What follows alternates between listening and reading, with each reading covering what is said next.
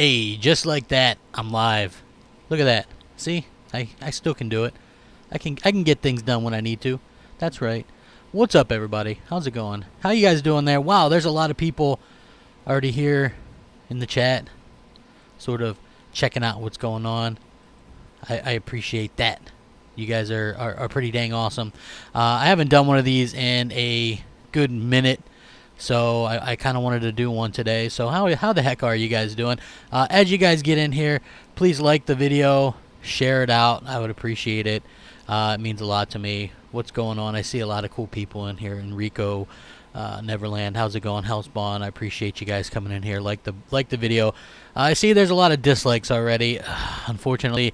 So again, people are disliking probably based on the title without listening to what I have to say, which is always kind of weird to me. Like, at least give me the benefit of the doubt to go out there and explain what I'm talking about, okay? Because I think people sometimes get the wrong idea when it comes to what I want to talk about or whatever, and maybe some of that's my problem. Low End, what's going on, man? I was happy to hear your diagnosis. I'm not going to share too much, but I'm glad to see that you're all in the clear, my friend, and it's always good when people can beat those kind of things, man, and much love and much props to you, and I'm going to be taking questions and all that kind of stuff. Look, I'll be honest with you guys, man. I'm going through my own sort of situation. Everything should be okay at some point. That's why I've been holding off on restarting podcasting and stuff like that. As you guys can tell, I haven't even done a solo podcast in weeks. I think this might be the first one that I've done this year for sure. And, there's just a lot of stuff going on. I'm getting married in like a month, so there's that as well, and there's the other stuff that's going on. So there's a lot of things that are going on in my world right now, and some of it good, some of it maybe not so good, but at the end of the day, this has always been kind of a refuge for me, being able to do these kind of podcasts and interact with the fans and stuff like that, and I still want to do that for as long as I can, and I'm very appreciative of you guys. And there was a lot of stuff I wanted to talk about. So many times I interact on Twitter. If you guys don't follow me on Twitter, I implore you to do that, because that's where I can get most of my outlet off lately. So for me personally, this Microsoft, I thought, I'll get this out of the way first and foremost. Microsoft, I thought, did a really good job of revealing the Xbox Series X, okay? At the Game Awards, 55 million people watched that. Super surprising. They showed off Hellblade 2. Looked impressive, regardless of whatever that was running at. We know it was CGI or in-engine. Like, all companies do that. I'm not going to hold that against them. They had to show something. They did. Good on them, right? Sony comes back. They did a little tongue-in-cheek reveal, show off the PS5 logo. Hey, all good, right? A lot of people maybe wanted to rag on that and make fun of it. For me personally, I wasn't expecting any news at the event at CES for the PS5. The fact that they even did anything just kind of clearly demonstrates that, hey, they're going right after Microsoft right out of the gate. I like that brashness. I think that they're going to have to, do that. They're going to have to continue doing what works best for them, and I think that that's very, very smart on their part. With that being said, a lot of people were upset because they didn't share anything. Look, Microsoft and Sony are in two completely different situations. Let's just be real about this, and please, no hate for my opinion. If you have a different opinion, that's fine. You can share it in the chat, whatever. But Microsoft has completely shut it down this generation, the current generation that we're in, okay? And I'll reiterate some harsh facts to prove my point. They canceled games, Fable Legends, Phantom Dust Remake, Scalebound. They shut down studios. They literally packed it up around 2014, 2015, okay? So their last new AAA IP, if you want to count it that they announced, was in 2015, which was Sea of Thieves, and now we're in 2020. So we've already gone 5 years. Back in the day, 5 years was the length of a console generation. So basically, Sea of Thieves started production in 2014, and by the time 2000, which is a year after the launch of the Xbox One, so literally a year after the launch of the Xbox One, they shut down a bunch of projects, closed studios, and that was their last new AAA IP that they announced 5 freaking years ago. So, again, they did the exact opposite of what Sony did with the PS3. The PS3 had a ton of problems, lack of content, What did they do? Did they pack it in? No. Within that same generation, they turned things around and actually surpassed the Xbox 360 in sales. They cut prices. They came out with cheaper SKUs. They came out with exclusive after exclusive after exclusive. They made it so you had to get a PS3 if you wanted to play these great games. And no, don't kid yourself, there was a lot of great games on the PS3. Now, with that being said, Microsoft could have done the same thing this generation. They didn't have the studios, but they could have, you know, they have enough money. What Mikey Barra has even insinuated was literally nothing has changed with the support of Microsoft behind the Xbox brand and with Phil Spencer's appointment. I don't know if you guys have seen that stuff on Twitter, but literally nothing has changed. There's no more money allotment. There's no more anything. It's just all was BS and nonsense that people made up. And we all ran with it. I ran with it too at one point. Oh, well, they had a budget. Terry Myerson, this, that, right? That's all nonsense, right? That's all nonsense. They packed it in.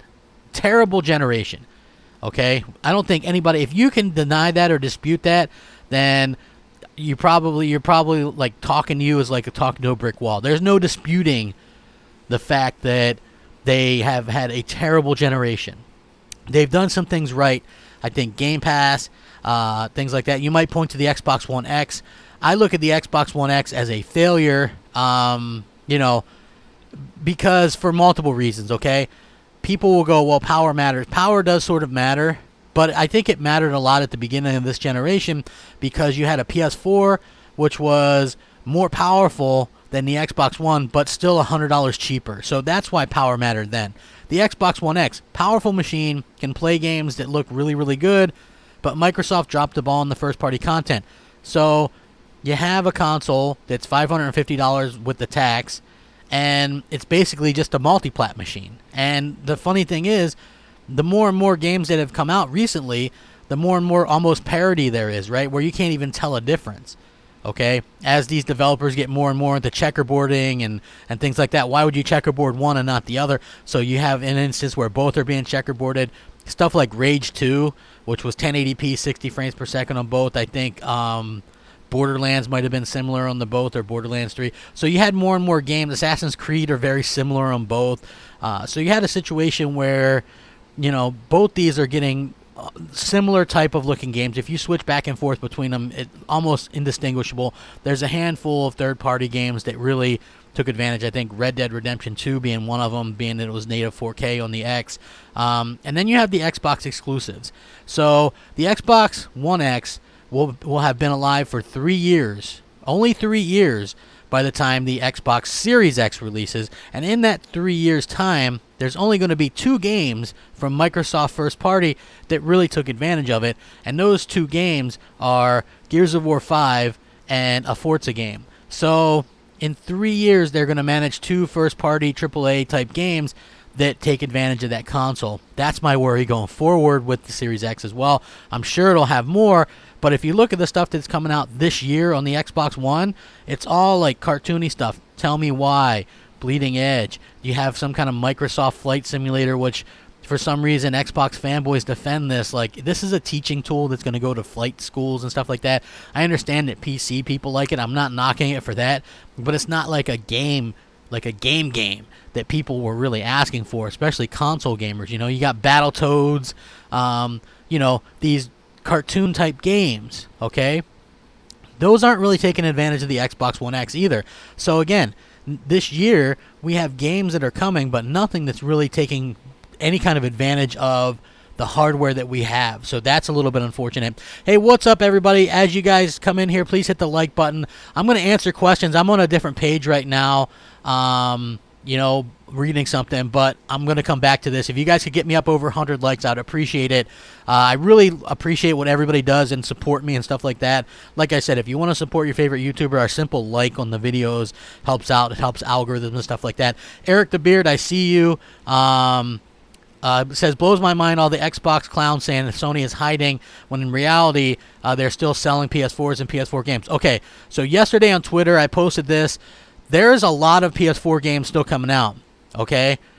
And AAA, you still have Ghost of Tsushima and Last of Us 2, along with VR games like I'm going to get Iron Man. There's a lot of other stuff. Final Fantasy 7 is exclusive for a year. There's other stuff. Neo 2. There's just so much stuff coming out on PS4 still. They're still in this weird spot where they're trying to sell PS4s while also selling people on a PS5. It's a rock and a hard place. Listen, last generation, Xbox 360 was selling like hotcakes all the way up until the end, okay? Like, they were winning every NPD, okay? I'm sure Microsoft, and I think I might have mentioned this because I think I was writing blogs for games back then. I'm sure Microsoft really didn't want to come out with a successor right then. They were making so much money on the software because, you have like 85 million people have your console and everybody's buying software. If you remember last gen, I always look at last gen, and I know people look at me weird because, yes, we get better looking games, and some games can be better. But overall, look at the games that we got last gen. There were so many. We got 3 Mass Effect games. We got great Assassin's Creed games. We got great when Gears of War was great, when Halo was great, right? 3 Resistance games on the Sony side. There was like Metal Gear Solid 4. There's like, there was so much. Little Big Planet, that was a revelation. I love that series, especially the first couple were amazing on the PlayStation. They had so much content. It really sort of blows your mind. And we got what? BioShock. We haven't had a BioShock this entire gen. I'm telling you, last generation was like the highlight of gaming. Like I said, the Dragon Age games. We had one Dragon Age game this gen, and it was subpar. Dead Space. We had Dead Space. We had those games. It was really, really a great generation. And to be honest with you, I kind of missed that. But when it comes to Microsoft and being confusion, remember, they were very confusing with their initial idea behind the Xbox One, right? And you can Google this. Like, I don't feel like looking this up right now. But you had different executives saying different things. And what I mean by that is you had some executives say, oh, well, it's a 24-hour check-in on the Xbox One. And then you had somebody else go, well, I think it's a week check-in. Every week it's going to check in, but you can still play offline. Like, there was no real definitive thing that people were reading on the Xbox side where they were like, okay, well, this is what you do. This is how you do it, okay? That's very, very unfortunate. So as far as I can tell, you would think that would stop, okay? And it really hasn't. So Xbox Series X, okay, and I linked this in the description. It's not going to have games that are only on the Xbox Series X at launch, okay? And the way that they explain this is kind of confusing and kind of really eliminates the need to buy an Xbox Series X. Listen, I was impressed. I have to be honest. They showed off this thing. It looks like a great console. I was thinking, hey, maybe I'll end up having to trade in some stuff and get both the PS5 and the Xbox Series X. It looks like it's going to take advantage. It's powerful. You know what I mean? Maybe I'll continue playing multiplats on it and use the PS5 for like VR and PlayStation exclusives and stuff like that, and certain multiplats, I guess. But I was really like, holy crap, this thing is going to be good. But then you hear stuff like this, okay? There was an MCV Xbox interview with Matt Booty, and he says all the games coming from Xbox Game Studios over the next year or two are going to be cross-gen titles, which basically what they're saying is, so anyone who invested in an Xbox console between now and the Series X feel like they made a good investment. He says our content comes out over the next year or 2 years. All of our games, sort of like PC, will play up and down that family of devices. We want to make sure that if someone invests in Xbox between now and the Series X, that they feel like they made a good investment and that we're committed to them with content. While there won't be Series X exclusive games at launch, Microsoft will make sure to, quote, showcase the console's power and features select franchises like Halo. So this is what he says.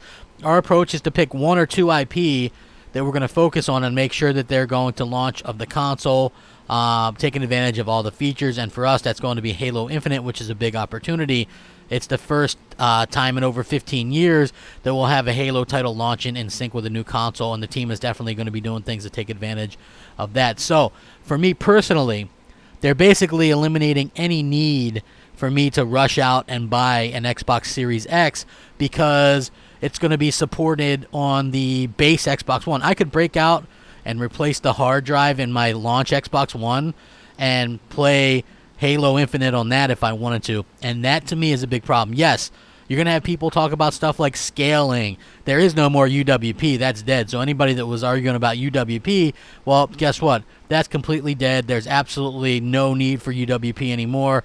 Yes, you can scale games, but at the same time, even PCs have a cutoff point. If the Xbox Series X is this 12 T-flop, 16 gigs of memory, I think 12 gigs specifically for gaming, and then you look at the launch Xbox One, which games are going to have to run on too, and that's 1.3 T-flops, that's like 10 T-flops plus less, and it's got to use that ES RAM, and it's only got, I think, 6 gigs of DDR3, but only, I think, 3.5, 4 gigs can be used for gaming. So you have 12 gigs of faster memory on the S Series X, and then you have 4 gigs of old ass DDR3 on the launch Xbox One. And people don't think that that's going to hold back games. Like, they're going to have to get these games to run on both.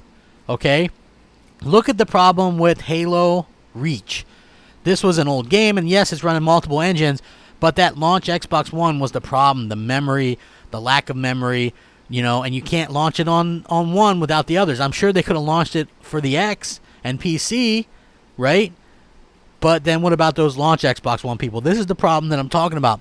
This is something that could come back to haunt Microsoft again. Scalability is nice. I get scalability, okay? I'm not stupid. But at the same time, look at the things that this could potentially hold back. And I'm not just talking about, look, next gen has to be more than just, extra smoke or extra lighting, Hey, there's extra dirt specks or extra grass. Like, it has to be much more than that, okay? Like, when I think of next gen, obviously, you think of prettier graphics. But I think it has to be much, much more than that. I think it has to be like larger worlds, right? Like bigger maps for multiplayer games, more people, right? More AI, smarter AI. And that's things that I think putting games on both consoles or this whole series of consoles is going to cause problems for Microsoft, okay? And not just for them. Look at third parties. Poor third parties are going to have to come out with games that work on the Xbox One launch, the S, the X, Series X, and potentially Series S. 5, which would be Lockhart. 5 freaking Xbox consoles. Yes, they're going to have to do PS4 and PS5 as well, but again, 5 freaking Xbox consoles. And that's not to mention, like, I know people will go, well, PC's been doing it for years, but realistically, PC is super easy because people can adjust the settings right on their PCs, where console has to hit a certain mark and has to run on each of these things, right? PC, it's like, okay, well, we'll let people decide, and then, auto detect this or whatever, and then, like, do whatever. Like, if you're going back and looking at, like, the launch Xbox One, there's no way that thing should be supported next generation.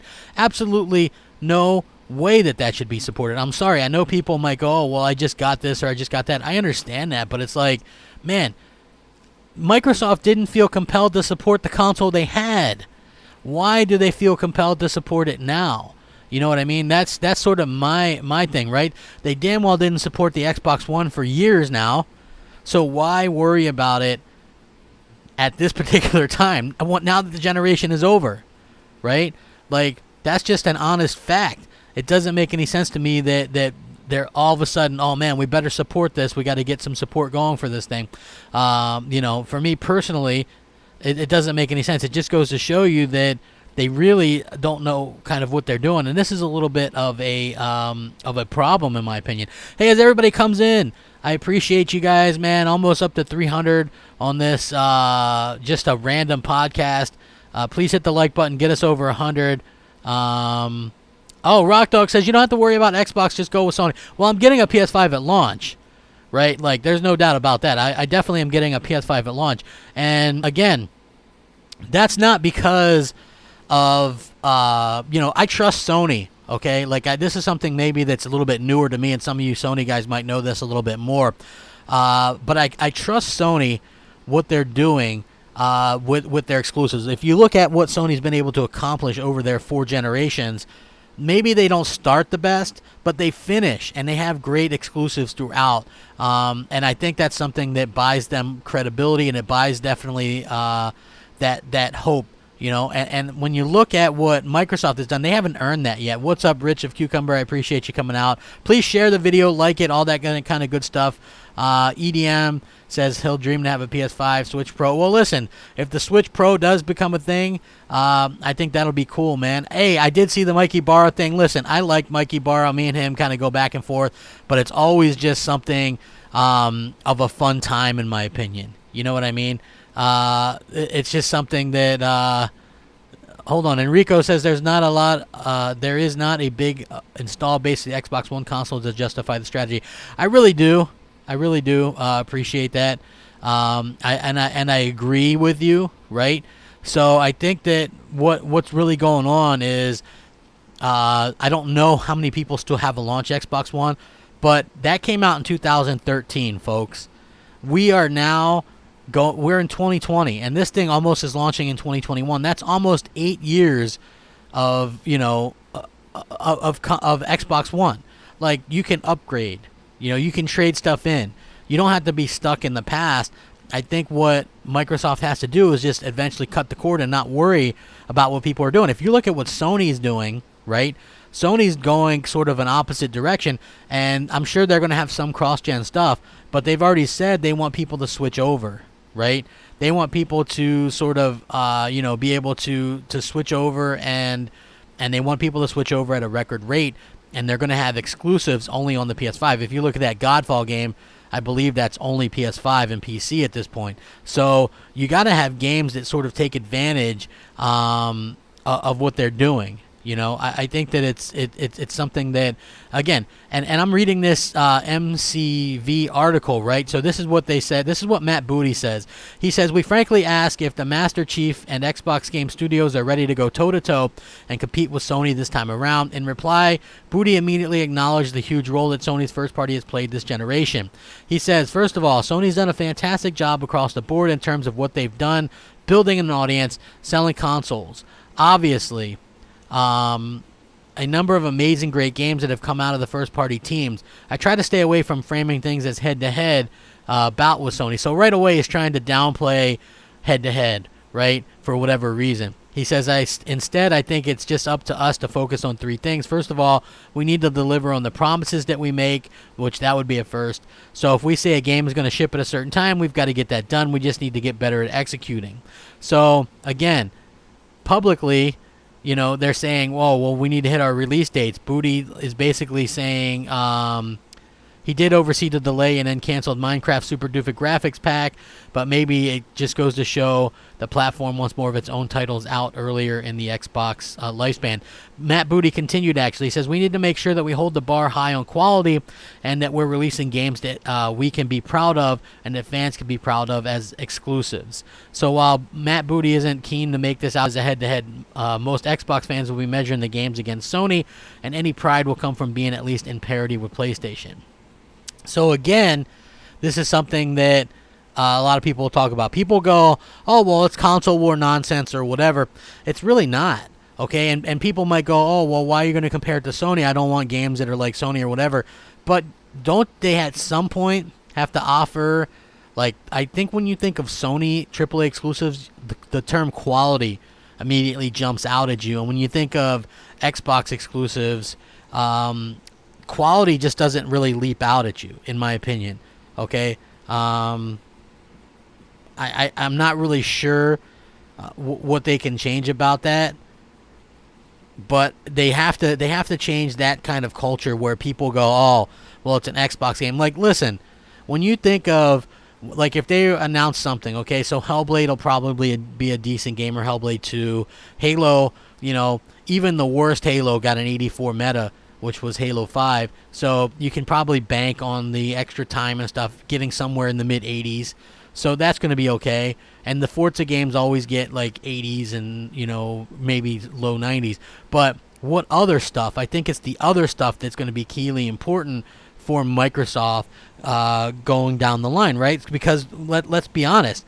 Look at stuff like Crackdown 3 or State of Decay 2 or Sea of Thieves, and I like Sea of Thieves, but it was very lackluster in content at launch. So you have this situation where You have people almost laughing at games, and then you look at stuff like Bleeding Edge. Like, does anybody really expect that to be a good game? Or Battletoads?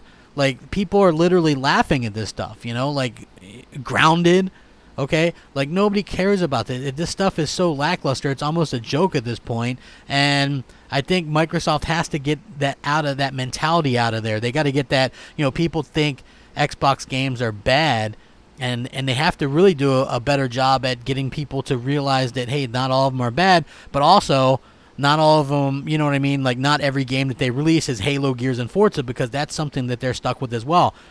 I've mentioned this time and time again. I've done numerous podcasts, and I've kind of driven this into the ground.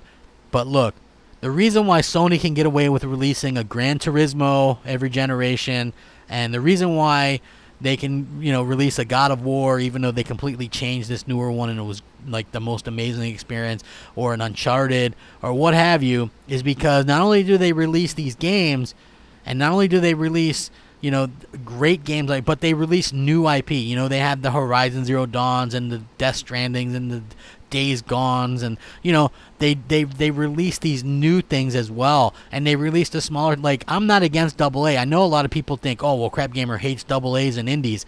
Not exactly true, but as an Xbox owner, when that's all they've been pushing, and look at this entire year is nothing but AA/type indie games until you get to the Halo game at the end of the year at the launch of next generation.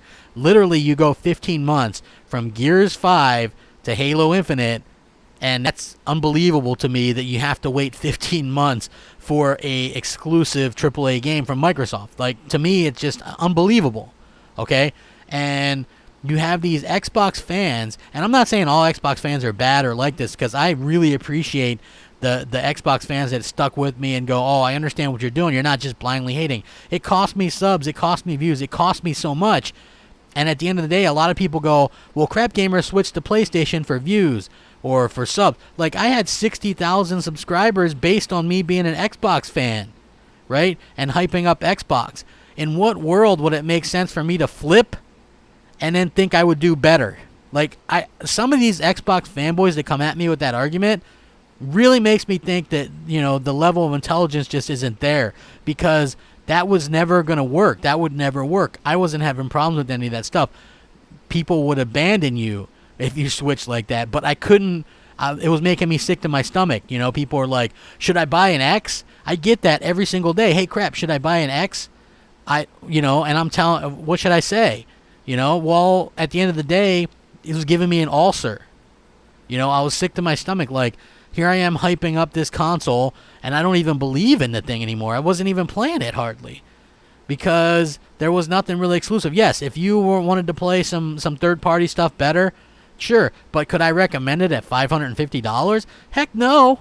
You know, we were so close to next generation, we're like, the thing's already obsolete because they've already announced a new console a year after the release of it. So, for me personally, it cost me a lot, but at the end of the day, I can sleep better, and I don't have to worry about, you know, my having an ulcer or something, you know what I mean? Because I was literally, it was upset. It was keeping me up. I was like, man, this sucks, okay? Like, I don't understand what Xbox is doing. You have Phil Spencer promising more exclusives and the biggest E3 ever, year after year after year, and he's basically lying. And now you look at, I don't know if you guys are on social media, okay?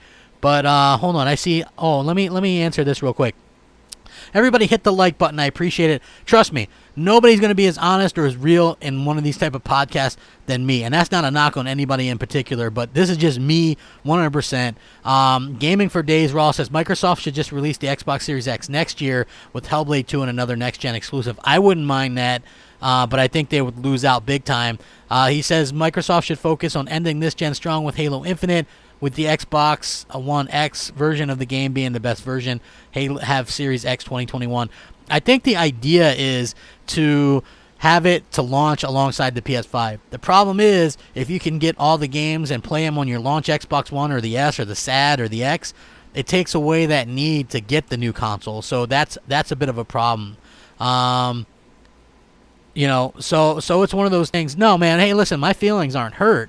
I just don't want to be, you know, BSing people or have them spend their money or whatever.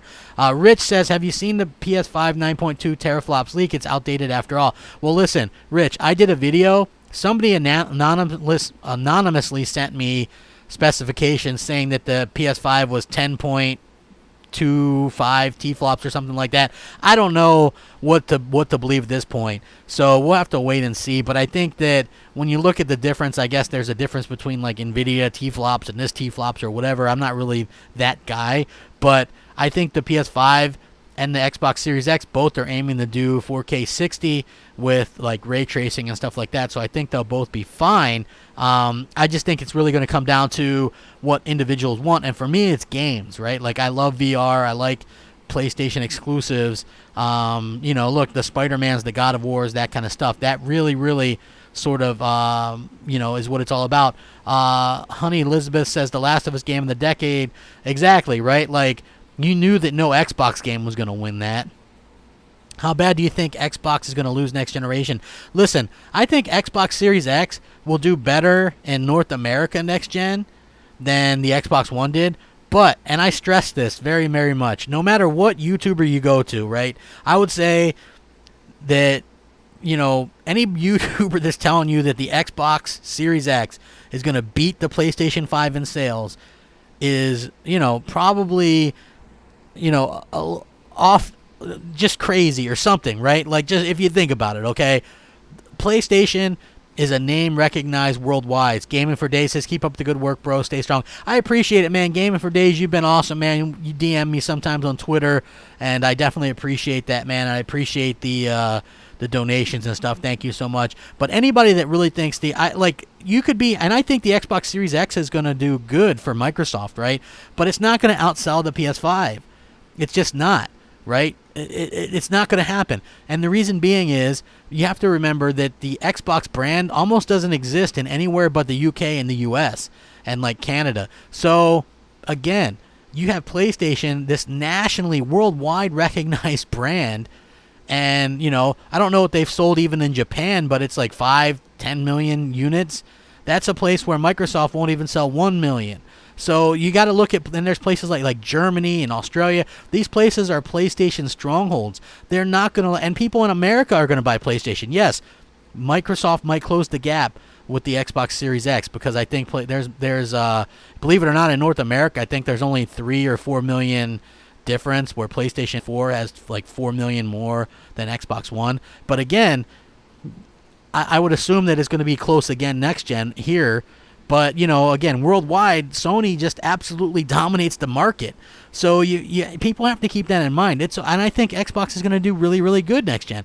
Like, they have their Game Pass. They have to get the games out. Like, that's what I'm waiting for. Not only do they have to release something on the level AAA-wise of Gears and Halo, and it doesn't have to be multiplayer or whatever, but it has to be quality, right? And then they have to cultivate that. And now I'm not waiting for that, but they have to come out with a sequel for it. And it has to be really quality, because if you look at the stuff they released, like Quantum Break, good start. Imagine if they had stuck with that, and if instead of Control, that was Quantum Break 2. That game only scored a few points higher than Quantum Break Control, and it won Game of the Year awards from various sites.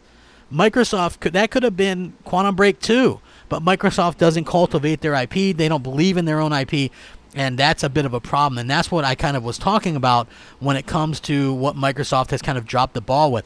Why do they continually not cultivate their stuff? When was the last sequel to a AAA IP that Microsoft has that wasn't Halo, Forza, or Gears? Okay, now maybe you guys can help me in the chat. I'm usually pretty good at this stuff. So when was the last time Microsoft believed in one of their own games enough to have a sequel that wasn't Halo, Gears, or Forza? And I'm literally having trouble coming up with anything. And I'm talking AAA, because I know Ori is getting Ori 2, but I'm talking AAA. I can't think of one. Even going back into last generation, what AAA games got a sequel that wasn't Forza, Halo, or Gears? I can't really think of anything, and that's a bit of a problem. Fable is a game, but Fable might be it, right? Think about that. Fable 1 came out on the original Xbox, and then they had Fable 2 and Fable 3. Fable 3 came out in 2010. 2010. We're in 2020. Folks, this is a problem. Yes, they're making a new Fable. but it's probably not going to come out for a couple years. You're going 12 years between that. I can't lose my Gears tattoo. Listen. Oh, what's up? Wooly says, yo, crap, it's Wooly from Twitter. Keep gaming, bro. I appreciate it, man. I really do. Listen, I got to be honest. My Gears tattoo was something special to me because playing Gears like 2 and 3 helped me through some bad times. I got divorced years ago, and I was, obviously, well, State of Decay isn't a AAA though, Pumpkin Queen. I hear what you're saying, but State of Decay 1 was an arcade indie on the 360, and then they came out with it on the Xbox One, but it was only a $30 title. So, well, I'll count that as a double A. I hear what you're saying though. Gunplay, dude. Believe it or not, I've been playing some Xbox, man. If you go check, I think I have almost 1,000 gamer score already this month. I finished off Ghostbusters Remastered, and I've been playing some Modern Warfare. So I play a little bit of everything. It depends on what I'm in the mood for and how I'm feeling. Thomas says, crap, why are there so many games on consoles that aren't on PC? I don't know, man. I don't know. But listen, what I'm trying to say is exactly the whole Fable thing, right?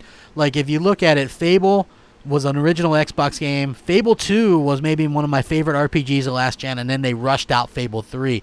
But since that point, which was 2010, we've literally not gotten any new AAA exclusives that got sequels, right? So if you look at the games that we got this gen, okay, and it's easy to look at them, okay? Have you finished Death Stranding? I am 50-some hours in the Death Stranding. That game I play for a couple hours at a time, usually before I go to bed or something, and it's something so unique that there's not even anything to really sort of to talk about it with, right? Like, I wanted to review it, but I didn't want to review it before I could finish it, and now everybody and their mothers reviewed it or whatever. But yeah, there's just something so unique about it. It's really an amazing experience. Rain says, where's the hype for Halo Infinite? It releases in 10 months and we've not seen any gameplay. Do you think this is troublesome?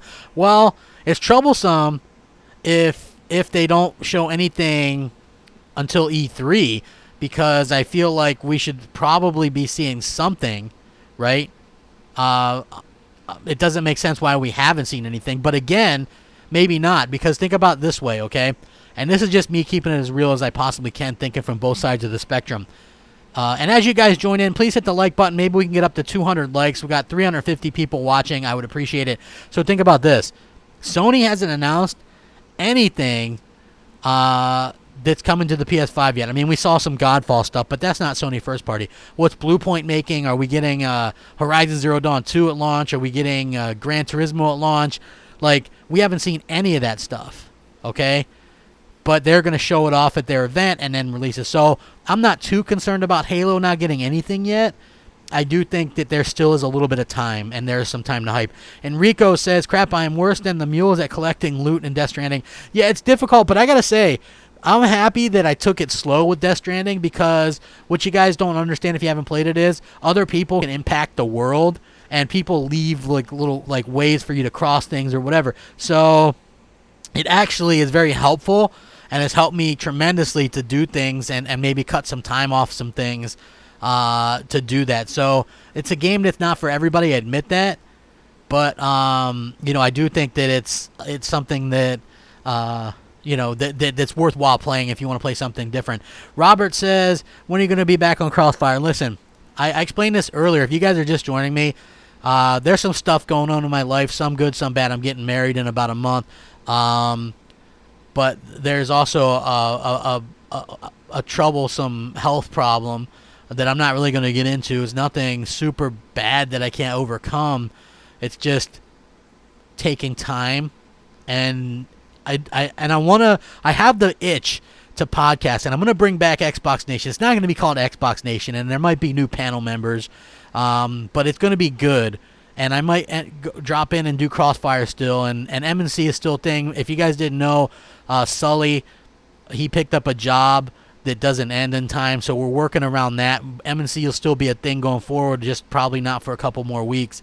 I have the itch to do that, and I love talking games, and there's been so much information, and I just feel like I'm on the sidelines, but I feel like due to my health situation, I'm on the sidelines there too. So I need to concentrate on the one, which is the life stuff first, which is why I haven't done as many, and that's about as honest as I can be without getting into detail, which I just feel like, the people that hate me will just like use that stuff to kind of poke fun or whatever, and I'm just not in the mood for that stuff.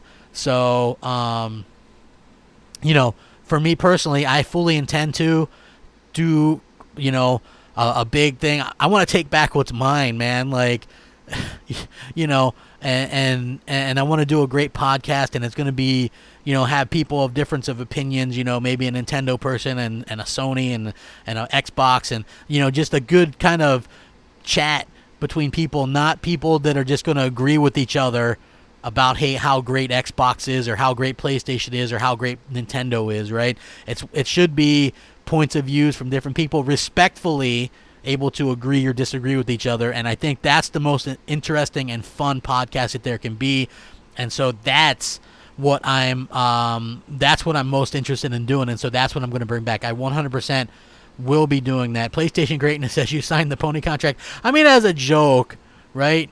I was already playing PlayStation stuff. Here's the thing and I'll go over this because I was arguing with somebody on Twitter, and as you guys come in, please, please hit the like button and share out the video and subscribe. Hit the bell because that way you get notified of stuff. But anyway, I've had a PlayStation 4 for a while. I didn't get one at launch because I could only afford one. Okay, and I know a lot of people have that same kind of situation. You can only get one. What are you gonna do, right? I'm not a rich person. What can I say, man? I work with dogs, and mostly what I do with that is rescue stuff.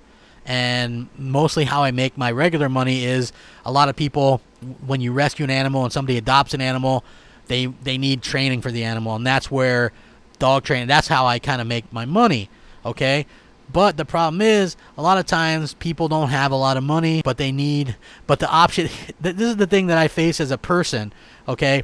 People have a dog, their dog is rambunctious, or they don't know how to crate train it, or they don't know how to do basic command trains for it, but they don't have a lot of money.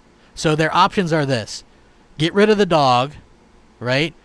Give it to a shelter or whatever where it probably could, end up being euthanized.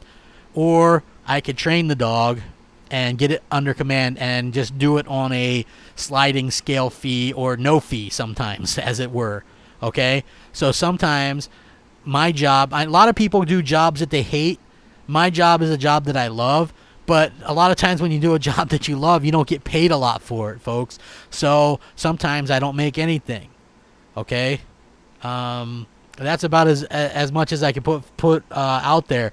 But it's difficult, and that's sort of what I deal with on a day-to-day basis, and it can be tough, So, but at least I'm happy with what I do. And that's, I think, more than a lot of people can get into. Okay, so anyway, I wanted to talk a little bit more about this Matt Booty interview with NCV. He says, and lastly, we need to continue building characters, stories, worlds that can transcend generations, devices, and platforms. That's a very interesting quote, right? So they want characters that can transcend generations, devices, and platforms. So what does that mean? I mean, he says, if you look into things like the Marvel characters or Lord of the Rings, when those Marvel characters were first invented in the 60s, nobody knew that there was going to be a thing called Netflix. But yet here we are, and the Marvel library figures heavily into video streaming, and so I think we are lucky to have worlds and universes like Halo, where there's characters that can support TV series, books, comics, and all kinds of games. Things like Minecraft that can ship on 23 platforms and is in schools, and we just need to stay focused on building those kinds of things that we really will be generational for us. And while I think that if we do that, the rest will take care of itself. So basically, I get the idea that Microsoft really likes what Minecraft does. Minecraft sells incredibly well on PlayStation and Switch and all over the world, and it makes them a lot of money, and I can totally respect that. But not every game is Minecraft, right? Like, I'm very kind of obvious with that, right? Not every game is Minecraft. Not every game is going to sell. Like I've made like quality games sell for the sometimes. I mean, sometimes they might not, but if you look at quality games, a lot of times they sell incredibly well. And putting games on multiple platforms doesn't necessarily mean that you're going to have success. And the best way I can describe that is, look at this. Crackdown 3. No matter how many platforms that's on, that could have been on PlayStation, Switch, handhelds, whatever, and that game was going to sell piss poor because it wasn't a good game. Okay? So you take something like Minecraft, where it has appeal to a lot of people, mostly casuals. You know what Minecraft is to me? And if you like Minecraft, I don't mean this in any disrespectful way.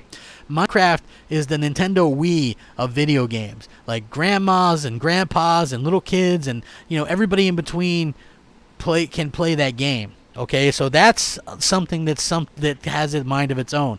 I don't even think that stuff like, you know, obviously even Gears of War on PC did absolutely nothing.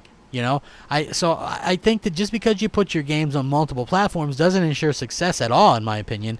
You know, and I think Microsoft doesn't understand that. Excuse me for 1 second while I take this.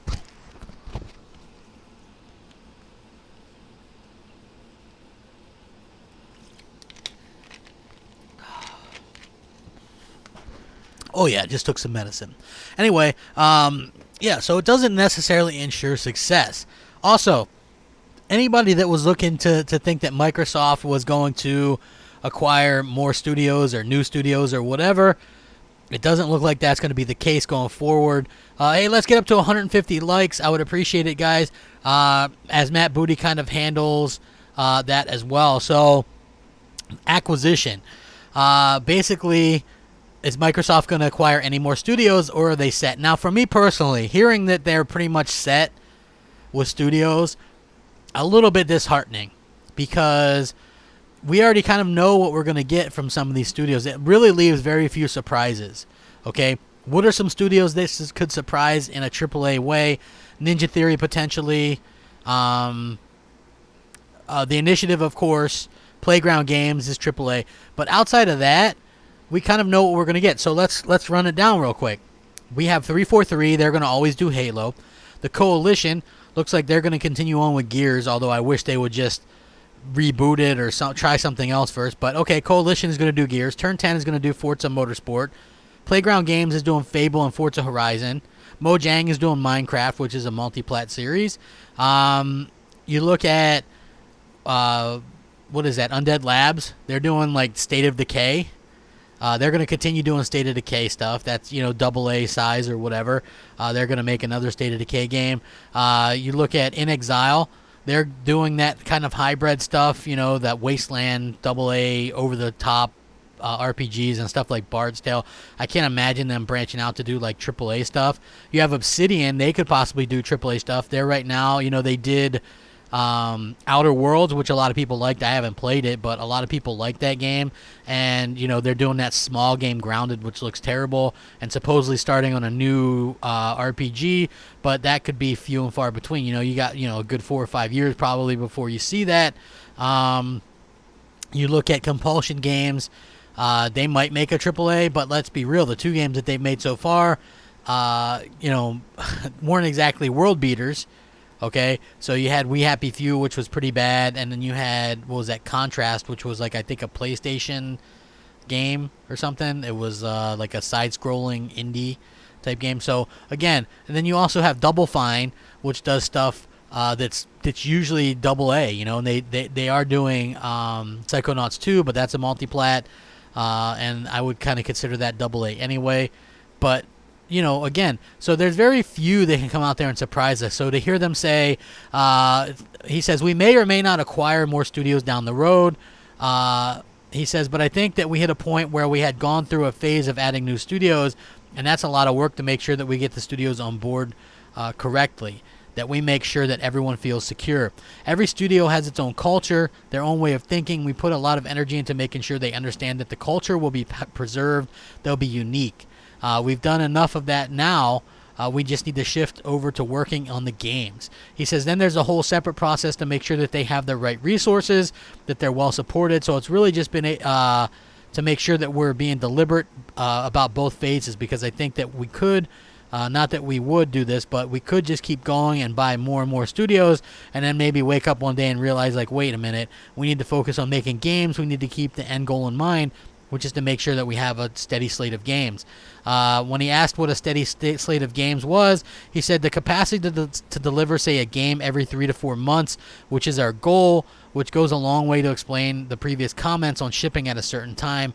As with a release schedule that busy, games need to launch in their chosen windows, or else things will get very messy very quickly. So basically, he's confirming yet again they want to release a game every 3 to 4 months. So you're looking at, let's just take the high road here. He's not saying AAA games, mind you. There's 12 months in a year, so let's say they get one out every 3 months.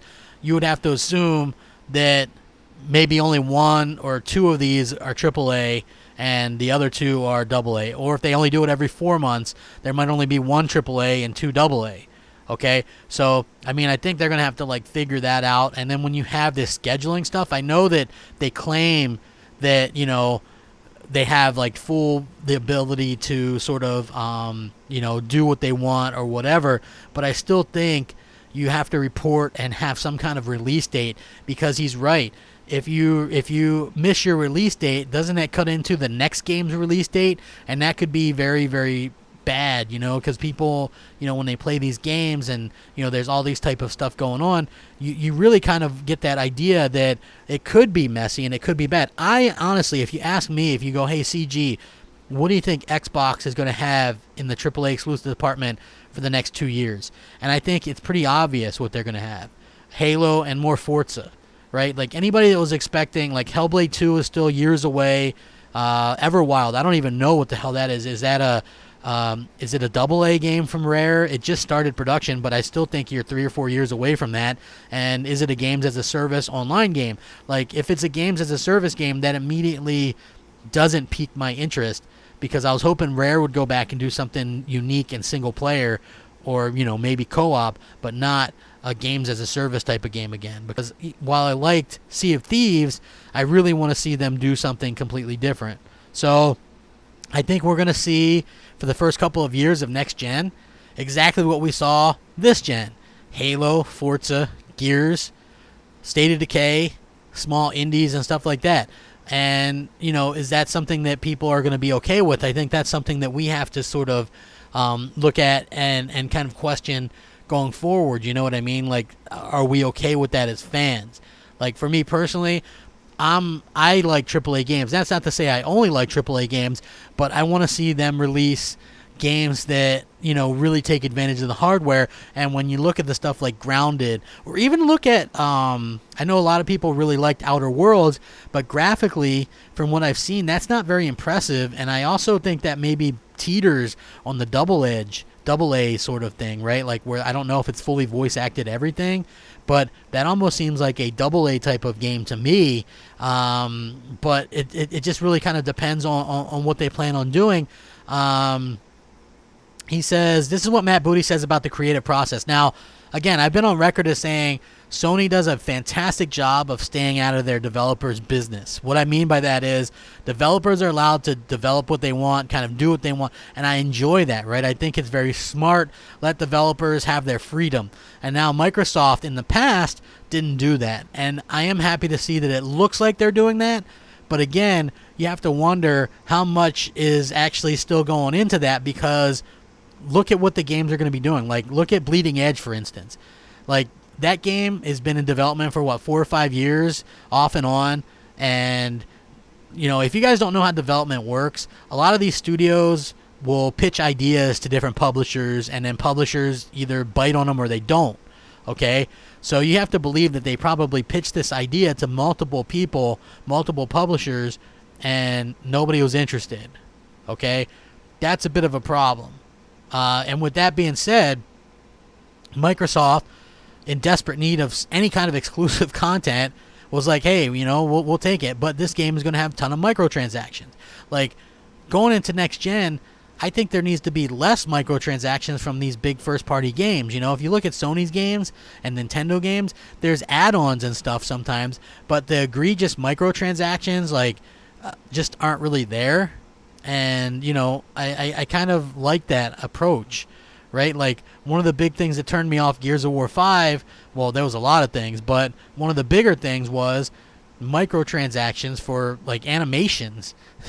Animations that were including it in the previous Gears game. So, to me, that's what I kind of want to avoid going into next generation. I want to see great experiences, but I don't want to be hampered or feel like I got to buy a bunch of transactions or play a million hours, you know? Because, yes, it's true, these things are optional, but if I want a skin, why do I got to play 1,000 hours or something?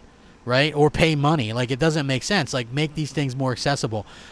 So he says, this is Matt Booty. He says, as principal, I try to stay out of the creative process as much as possible. Interesting, because it doesn't confirm that he's out of there completely. He says, the last thing our studios need is me coming in. He says, I enjoy making games. I enjoy the craft of games, and I'll sit in our studios if they let me all day and talk to the people making them, but I think it's my job to be more neutral and really make sure that the studios are supported and that they have the resources they need, as opposed to me trying to play game designer. An approach that will come as some relief to any team that's labored under intrusive management.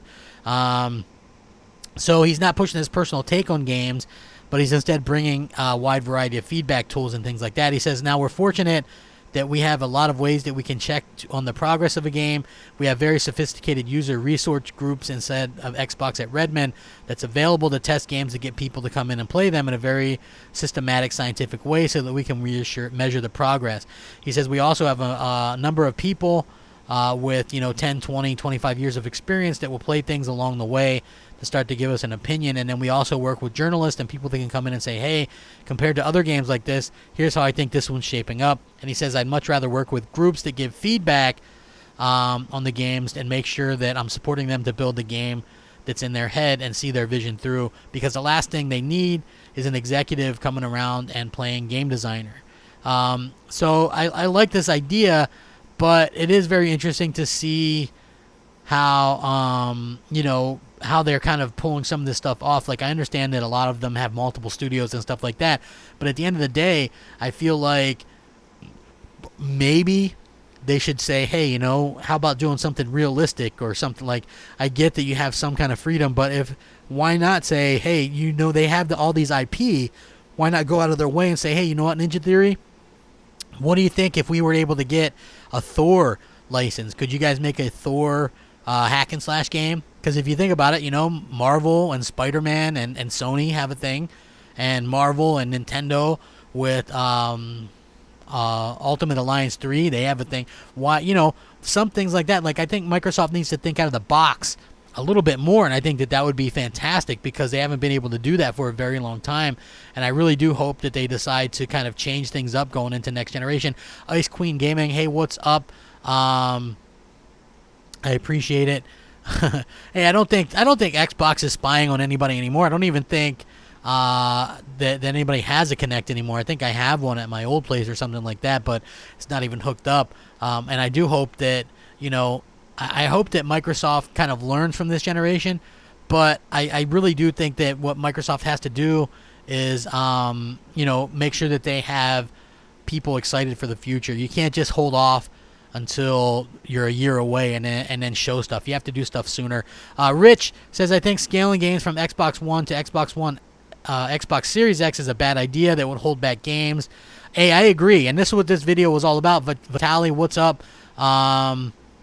Microsoft was weak this gen. No good games are well, there was some 60 frames. I'm not going to say there was none, but I do think that the scaling stuff is also going to be a problem, Rich. Again, even PCs have a cutoff. Okay, so you have a 1.3 T-flop Xbox One launch and a 12 T-flop Xbox Series X. There's some kind of problem there that could hinder something. You know what I mean? They could hinder what's going on. So I do hope that they, that they cut that stuff out as quickly as possible. I really want them to sort of showcase what the consoles can do. And again, they have to do a better job of showcasing that stuff than what we've seen so far. And what I mean by that is simply put, we haven't seen, and I'll reiterate this, at the end of the life cycle for the Xbox One X, there would only have been 2 games that really showcased that platform. while that was the state-of-the-art platform. Yes, Halo Infinite will probably look pretty good on the Xbox One X, but that's really being made to take advantage, supposedly, of the Series X. So, again, 2 AAA games from their first party in the entire existence of the Xbox One X. And people often they go, well, why are you so upset? You sound like an angry girlfriend. You repeat the same things over and over again. In my opinion, okay, and this is just my opinion, I feel like all these podcasts, they don't have to go into it as in-depth as I do. All these podcasts, all these shows should start and end their shows by saying, Microsoft, show us the games. Show us the AAA exclusives. Give us something, right? Because I remember people calling me crazy. Crap doesn't understand. Games take time.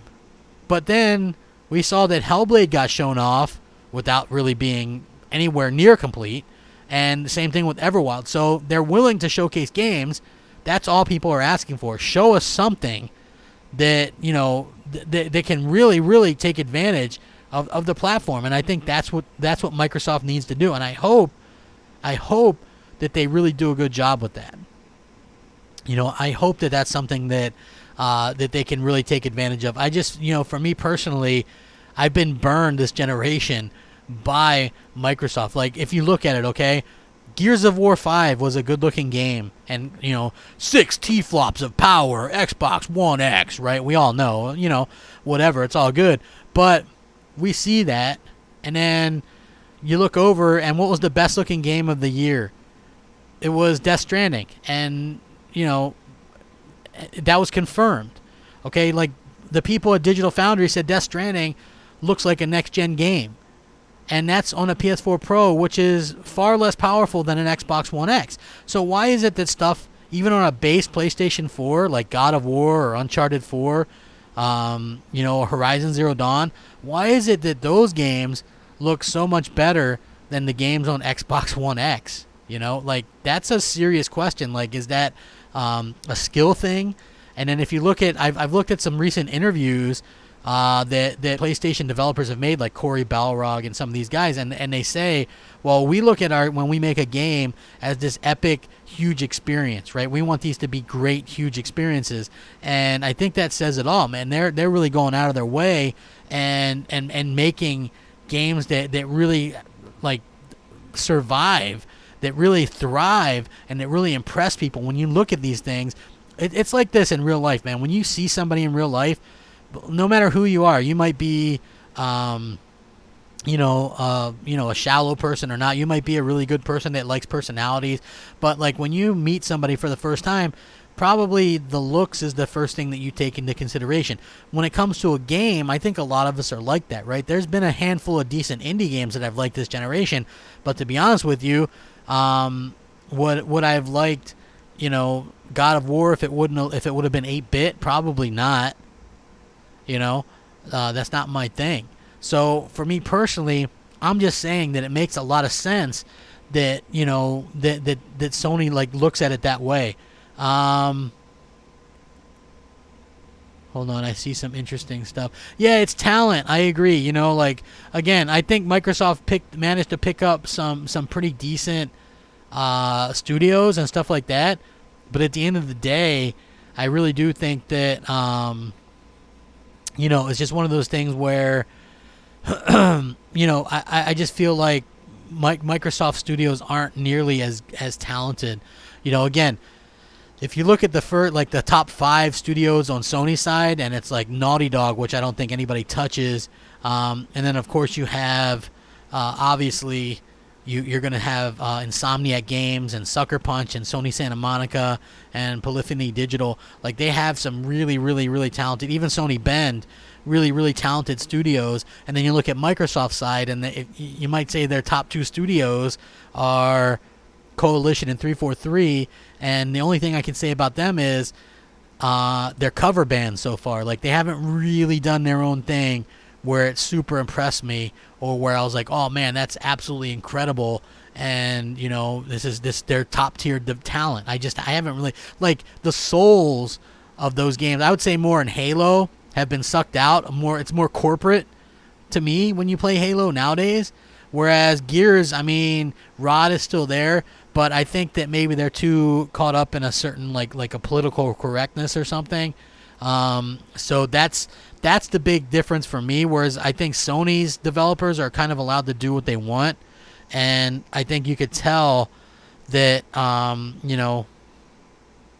that there's a huge difference. At least in my opinion, anyway. Like when you first play, a God of War order. I know some people who just picked up that $200 PS4 with God of War and Horizon Zero Dawn and Last of Us, and they're like, holy crap, why have I missed out on this for all this time? And I love seeing that, you know what I mean? And for me personally, when people go that I know that were maybe Xbox gamer or PlayStation gamers, and they're like, hey, I'm going to pick up an Xbox because it's $100, what games would you suggest? It's like I literally run out of games to suggest after Forza Horizon 3 most of the time, okay? Like, what games do I suggest? I don't really know, but I can tell you Forza Horizon 3 was the business. Maybe some indie games, but those aren't even exclusive. Like, Ori 1 is on the Switch, and so is Cuphead. So, even if I'm like, oh, play these games or whatever, like, especially when people ask, hey, should I get an Xbox One X? And if I do, what games? I don't know, man. Like, Gears 5 was not that good in my opinion. It was okay, but it was so glitchy and buggy. It just wasn't it's not my Gears. Okay, so, it looks good, but yeah, I mean, it's okay. Forza Horizon 3 is pretty good. 4 seems like it has the soul sucked out of it a bit, but are you going to play, Cuphead and Ori, on your 4K console? Ori plays better on the Switch at 60 frames. So, I don't know. It's just one of those things where you just kind of look at it and you go, well, I'm not really sure what to say here. I really think that people, play a wide variety of games, and I'm happy to sort of say, I kind of do that too. I'm not above playing indies or double A's, but I really like the way that sort of Sony goes about it, right? Like, you don't hear me talking up Concrete Genie, but I like that game. I played Judgment. I like that. I played Days Gone. It's because they mix their games so well, and that's something that Microsoft hasn't really been able to accomplish, in my opinion. It's like they release their AA games where they should be releasing AAA games, and there's no buffer there, so you have a spotlight completely on on the game where there's nothing to cover for it, and that's really what I would kind of point to and say, hey, this is where Microsoft can improve, and I hope that they do improve.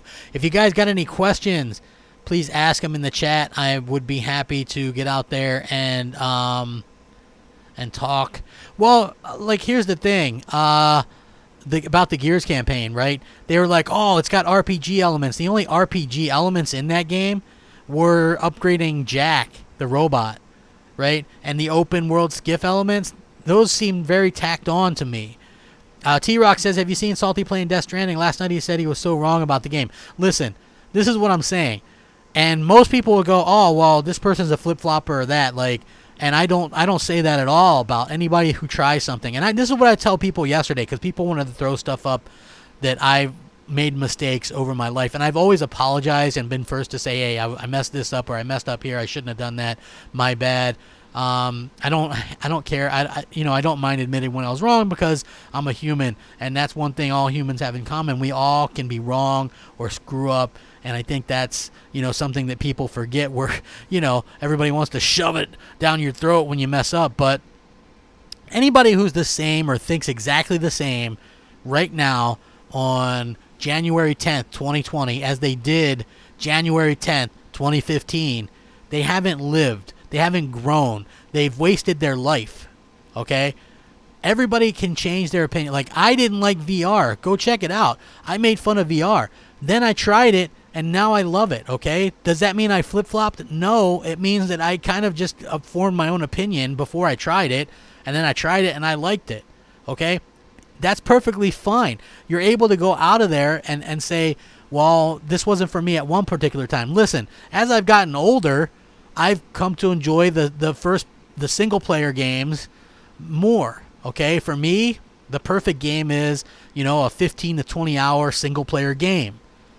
Right? Like, I still like multiplayer stuff, but as I've gotten older and family and this kind of stuff, it's tougher to sit down and sort of and do those kind of games for hour after hour every night. You know, I want to spend time with my fiance and, you know, kids. You know, there's so much stuff that you got to do. So a lot of that stuff took a little bit of a back seat. And, you know, for me personally, there's a lot of people that crapped on Death Stranding without trying it, and it might not be for you. I'm the first to admit that.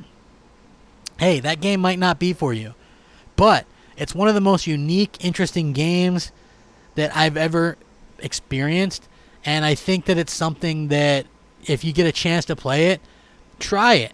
You know, see what you think. See if it's something that you actually want to play, right? See if it's something that you enjoy. Forget the fanboy nonsense, right? There's always going to be that. There's always going to be the tit-for-tat stuff, okay? Oh, it's this. And the thing that really annoys me about the fanboy stuff, and I realized that I was a huge Xbox fanboy for a long time, but the thing that annoys me about it now is this, what people don't understand, okay? And Rich, he says there's a huge rumor saying Sony won't have E3. What's my opinion? I'll give that in a second. The thing that annoys me about the fanboy thing now is what people don't understand. When I say exclusives matter and people tell me they don't, and I go, if they didn't matter, why is Xbox in last place? And they'll bring up something Microsoft did in 2013. Listen, it's no secret.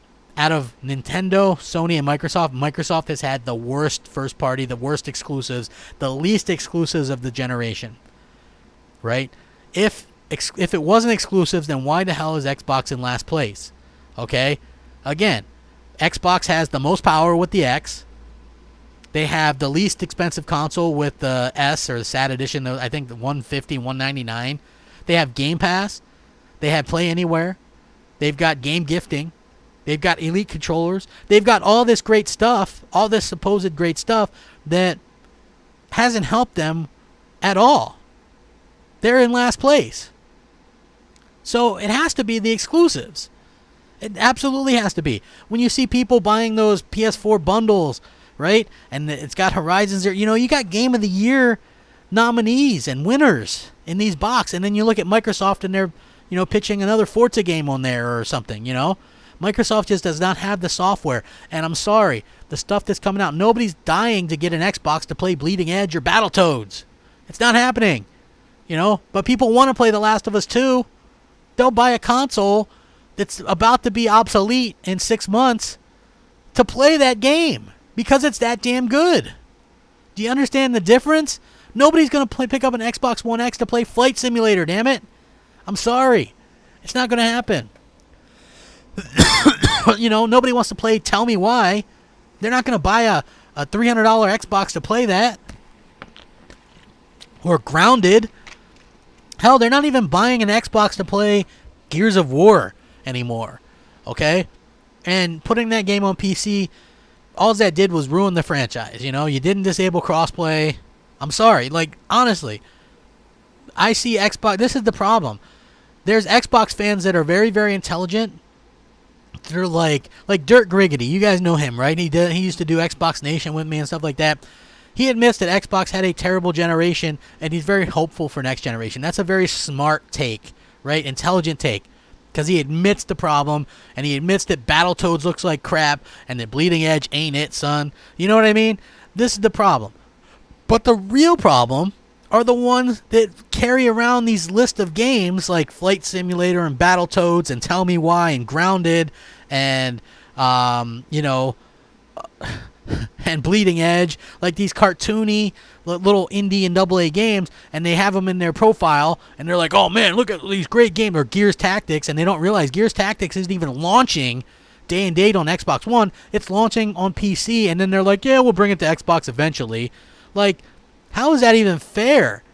Right? Every single Xbox exclusive launches day and date on PC, but yet Gears Tactics and, you know, these other games will go to PC and maybe not even Xbox. Like, it's backwards to me. It's backwards to me. Enrico says, you sound like Jim Ross in the way you're speaking right now. Well, listen, I just want to really kind of, you know, I just like giving my opinion, and it's been a while.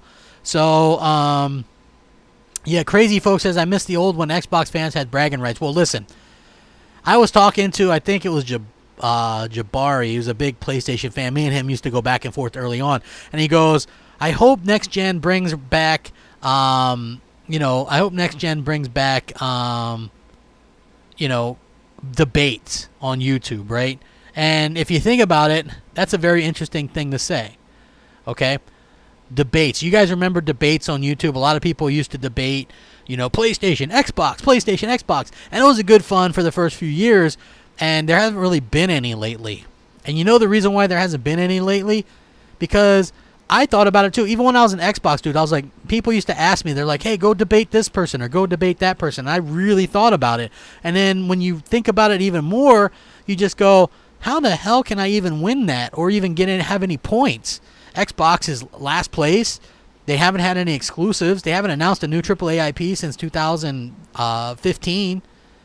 You know, they don't announce numbers. They switch over from announcing monthly active users to nothing, basically. They went from announcing sales to monthly active users to nothing in a period of 3 years. You know, they keep changing. They refuse to announce Game Pass subscriber numbers. All people ever do is suck up to Phil Spencer. And, you know, listen, I'm not a sucker. So, well, I was for a little bit. But the Xbox One X, you guys remember it if you're on social media.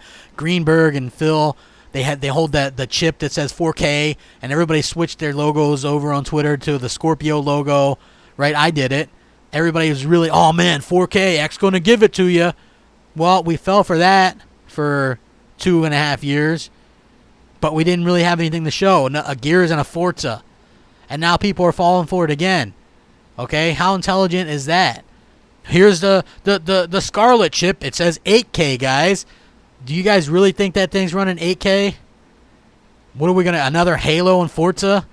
X gonna give it to you, right? This is a problem. Like, everybody's falling for this same stuff. It's like Groundhog Day, okay? It really is. And I'm not saying that the Series X is not gonna be powerful or play games good. I'm just saying, man, X gonna give it to you. They're doing the same ploy over and over. Even the hype video where they're like, it's a monster. It eats monsters for breakfast. They're exactly the same. It's like they're prey. It's like hucksters, right? Hey, step right up. Buy an Xbox. The most powerful box on the planet. We got a chip here. It says 4K. We got a chip here. It says 8K. Buy it now. You know, it's like, why am I one of the only ones that can see that they're totally like tricking people and preying on people being sort of, you know, falling for this hype? And then how many people switch their avatar over to an 8K chip knowing that this thing isn't going to do 8K? Like, get out of here. That's not an 8K capable machine. Like, how many people did that? Like, I don't understand the thought process behind it. True Witty says, more lies from Phil. X gave you nothing. Phil gave you nothing, but it's okay. I'm a patriot. Well, listen, that's exactly my point. We literally got a Gears and a Forza, and we'll literally get a Halo and a Forza the first year or so of the next console. That's all stuff we got this gen, right? Like, I don't understand it. You know, as for Sony not doing E3, okay, I think that would be a mistake. They got to show off their console, I think, in February. And then, you know, and I think that it's, you know, they're going to show off games. But I do think that they've got to do an E3. They've really, really got to. They've got to do an E3. They've got to change. They've got to go back out there and get people excited.